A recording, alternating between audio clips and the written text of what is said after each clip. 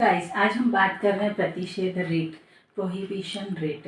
Prohibition शब्द अंग्रेजी शब्द है जिसका हिंदी भावार्थ है प्रतिषेध। प्रतिषेध का अगर हम शाब्दिक अर्थ निकालें तो निषेध, रोकना, मनाही, बैन या प्रतिषिद्ध करना। एक प्रकार के न्यायिक रेट है। न्यायिक रेट अर्थात जब अपर न्यायालय, अपर अधिकारिता वाले न्यायालय किसी अवर न्यायालय को, अटेंशन करिएगा, अपर अधिकारिता वाले न्यायालय किसी अवर अधिकारिता वाले न्यायालय को या ऐसे प्रशासकीय अधिकारियों को जिन पर न्यायिक ढंग से कार्य करने का दायित्व है, जिन पर ये दायित्व अधिरोपित किया गया है कि वे न्याय का उल्लंघन न करें, देश की विधि का उल्लंघन न करें, अपनी अधिकारिता के आधिक्य में काम न करें या अपनी अधिकारिता का दुरुपयोग न करें, लेकिन फिर भी वे अधिकारी और ऐसे अवर न्यायालय, ऐसे अधीनस्थ न्यायालय, ऐसे निचले न्यायालय और अधिकारी फिर भी ये सभी कार्य करते हैं जिनकी उनसे अपेक्षा नहीं की जाती है, तो वहाँ पर इस रिट के द्वारा उन्हें प्रतिषिद्ध किया जाता है, उन्हें रोका जाता है कि वे इस प्रकार का कार्य न करें। हमारे यहाँ एससी सुप्रीम कोर्ट के द्वारा और एचसी हाई कोर्ट के द्वारा अधीनस्थ न्यायालय को इस प्रकार की रिट जारी करके और विधि का उल्लंघन करने से, नैसर्गिक न्याय का उल्लंघन करने से, विधि का दुरुपयोग करने से और अपनी अधिकारिता के आधिक्य में और अधिकारिता के अभाव में कार्य करने से रोका जाता है। जी हाँ, अब यहाँ प्रश्न उठता है कि अधिकारिता होता क्या है। ज्यूरिसडिक्शंस, संविधान के द्वारा प्रत्येक न्यायालय को अपनी एक ज्यूरिसडिक्शन से एक अधिकारिता प्रदत्त की गई है, यानी उनकी एक सीमा रेखा तय कर दी गई है, एक लक्ष्मण रेखा तय कर दी गई है कि वे अपनी उस अधिकार सीमा के बाहर जाकर के उसे उल्लंघन करके कार्य न करें और उसका लंघन न करें, अतिलंघन न करें। अर्थात जिस न्यायालय को जितनी अधिकारिता दी गई है, जितने वाद मूल्य के दावे सुनने का अधिकार है, जितनी सजा देने का अधिकार है, वे सिर्फ अपनी लिमिट में रहकर ही अपना काम करें। लेकिन कभी कभी क्या होता है कि जो निचले न्यायालय, जो अधीनस्थ न्यायालय, वे अपनी अधिकारिता के आधिक्य में काम कर लेते हैं या किसी दुर्विसंधि के नाते या दुर्भावना से ग्रसित होकर अधिकारी, जो प्रशासकीय अधिकारी हैं, वे कुछ ऐसे निर्णय देते, ऐसा कार्य करते हैं, ऐसी न्यायिक कार्यवाही करते हैं जिनसे विधि का उल्लंघन होता है। तो इन सभी दशाओं में प्रतिषेध रिट को जारी किया जा सकेगा। अब प्रश्न उठता है कि ये जो रिट है, ये न्यायिक और न्यायिक कल्प प्राधिकारी, अटेंशन कीजिएगा, न्यायिक और न्यायिक कल्प अधिकारी दोनों को जारी की जा सकती है, जबकि उन्हें ऐसी कार्यवाही करने से रोका जाए जो उन्हें नहीं करनी चाहिए। और दूसरी कंडीशन से अधिकारियों को ऐसी अधिकारिता ग्रहण करने से रोकता है जो उन्हें नहीं ग्रहण करनी चाहिए।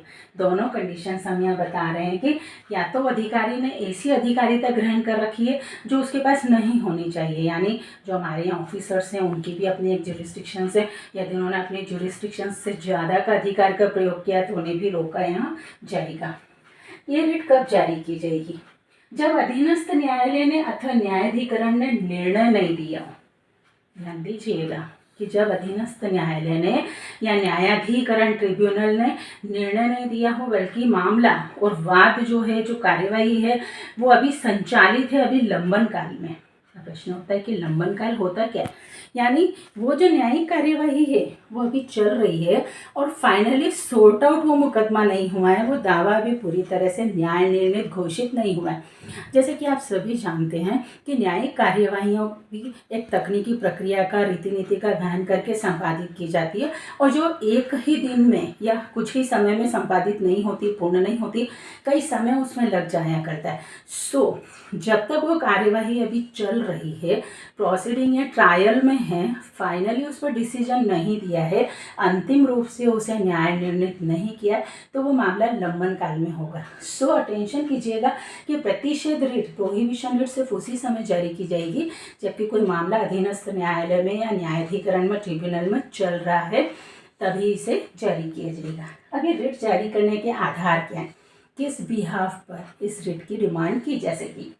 अग्रांकित आधार, फर्स्ट वन है अधिकारिता का अभाव या अधिकारिता का दुरुपयोग। जी हाँ, हम लोग ज्यूरिसडिक्शंस की ही बात कर रहे हैं और आप सभी जानते हैं कि भौगोलिक क्षेत्र के हिसाब से, क्षेत्रफल के हिसाब से हमारे यहाँ जुडिशरी का, न्यायालयों का पूरी तरह से अधिकारिता के हिसाब से विभाजन किया गया है। सबसे पहले सुप्रीम कोर्ट, फिर हाई कोर्ट और फिर जिला अदालतें और उसके नीचे अधीनस्थ न्यायालय हमारे यहाँ काम कर रही है। सभी को संविधान के द्वारा अपनी एक अधिकारिता, अपनी एक सीमा, अपनी एक शक्ति, एक दायरा दिया गया है और ये अपेक्षा की जाती है कि जब भी कोई न्यायिक कार्यवाही संस्थित की जाए तो प्रत्येक न्यायालय अपनी सीमा का उल्लंघन न करे, अपनी अधिकारिता से बाहर काम न करे और न ही अपनी अधिकारिता का दुरुपयोग करे और न ही अपनी अधिकारिता से कम का प्रयोग करे। अर्थात जिस न्यायालय को, जिस जुडिशरी को जितने अधिकार, जितनी शक्ति प्राप्त है वो उसका प्रयोग करे और तथ्य और परिस्थिति के अनुसार न्याय निर्णय करे। लेकिन कभी कभी क्या होता है कि अधीनस्थ न्यायालय में अपनी अधिकारिता का उपयोग नहीं किया जा रहा है या उसका दुरुपयोग किया जा रहा है, तो उस कंडीशंस में इस रिट को जारी किया जा सकता है। अब दुरुपयोग कैसे किया जा सकता है? मान लीजिए आक्षेपित कार्यवाही के पीछे कोई विधिक बल ही नहीं है, जो कार्यवाही संचालित है न्यायालय में और चल रही है उसके पीछे कोई विधिक बल नहीं है, कोई लॉजिकल फैक्ट नहीं है, लेकिन फिर भी उस प्रोसीडिंग को चलाया जा रहा है। या फिर मान लीजिए किसी कर अधिकारी ने जानबूझकर अवैध रूप से कर का आरोपण कर दिया है, तो वैसी समस्त दशाओं में इसे दुरुपयोग, अधिकारिता का दुरुपयोग, अधिकारिता का अभाव माना जाएगा। नेक्स्ट कंडीशन आती है इसमें नैसर्गिक न्याय का उल्लंघन। नैसर्गिक न्याय, प्राकृतिक न्याय, हमारा यहाँ का जो विधि है, जो बायलॉस है, जो रूल्स ऑफ रेगुलेशंस है, या पूरा विधि शासन ही कह दीजिए, जिसका आधार है प्राकृतिक न्याय, धर्म, चरित्र, दर्शन। हमारी जो पूरी जुडिशरी का जो क्रियाकलाप है, जो संचालन की कार्यवाही है, पूरी तरह से प्राकृतिक न्याय से ओतप्रोत है। अर्थात दूसरे पक्ष को भी सुना जाए, सिर्फ बिना सुने निर्णय न दिया जाए और सभी पक्ष को अपना मौका दिया जाए, अवसर दिया जाए कि वे अपना बचाव कर सके और कोई व्यक्ति स्वयं के मामले में न्यायाधीश नहीं हो सकता। सो यदि मान लीजिए कभी ऐसा आभास हो कि नैसर्गिक न्याय का उल्लंघन किसी निचले न्यायालय ने, अधीनस्थ न्यायालय ने, अवर न्यायालय ने किया, किसी प्रशासकीय अधिकारी ने किया है, तो वहाँ पर भी इस रिट को जारी करके उसे रोका जाएगा। नेक्स्ट, कपट और दुर्भिसंधि। जी हाँ, कपट और दुर्भिसंधि की अगर बात की जाए तो कभी कभी ये जो प्रशासकीय अधिकारी होते हैं वे अपनी पावर्स का गलत इस्तेमाल करते हैं। जो न्यायिक अधिकारी होते हैं वे भी दुर्भावना से ग्रसित होते हैं या किसी पक्षपातपूर्ण कार्यवाही का संचालन करते हैं, तो वहाँ पर भी उन्हें रोका जाता है इस रिट को जारी करके कि वे दुर्भावना से कार्य न करें। उनके लिए सभी समान हैं और न्याय के द्वार सभी के लिए खुले हैं, सभी विधि के समक्ष समान है। जो हमारा मूल अधिकार है वे उसे कार्य रूप में परिणित करे, यह आकांक्षा इस रिट के द्वारा की जा रही है। नेक्स्ट बनता है देश की विधियों का अतिक्रमण। कभी कभी यदि उच्च न्यायालय, उच्चतम न्यायालय को ऐसा आभास होता है कि देश की विधियों का अतिक्रमण निचले न्यायालय की कार्यवाहियों से प्रकट हो रहा है, तो वहाँ पर भी उन्हें उस कार्यवाही को करने से रोका जाएगा। आइए बात करते हैं इस रिट की सीमाएं, यानी कब इसे जारी नहीं किया जाएगा। फर्स्ट वन इसमें बनता है कि ये रिट तभी जारी की जाएगी जब न्यायालय में कार्यवाही लंबित हो। जो मैंने आपको पहले भी इस पर बात की थी कि लंबन काल यानी अभी फुल फाइनली डिसीजन नहीं हुआ है, मामला सॉर्ट आउट नहीं हुआ है, न्याय निर्णित नहीं हुआ, अंतिम फैसला नहीं दिया गया है, बल्कि अभी कार्यवाही प्रोसीडिंग और ट्रायल में चल रही है और न्यायिक कार्यवाहियों का संचालन काफ़ी समय तक चल सकता है। तो वहाँ पर यदि लंबन काल में मामला है तो ही इसे जारी किया जाएगा। यदि मामला सॉर्ट आउट हो चुका है तब उत्प्रेषण रिट जारी की जाएगी। अटेंशन कीजिएगा, हम अपने नेक्स्ट वीडियो में बात करेंगे उत्प्रेषण रिट की भी। तो यदि मामला निर्णित हो गया है तब उत्प्रेषण रिट, और यदि मामला लंबन काल में है तो प्रतिषेध रिट जारी की जाएगी। दूसरी सीमा बनती है कि मान लीजिए किसी न्यायालय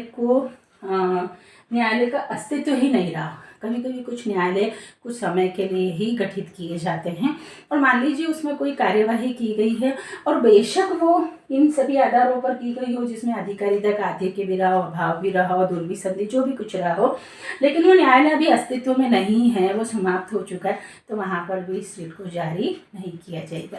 आई होप ये वीडियो लेक्चर आपको अच्छा लगा होगा।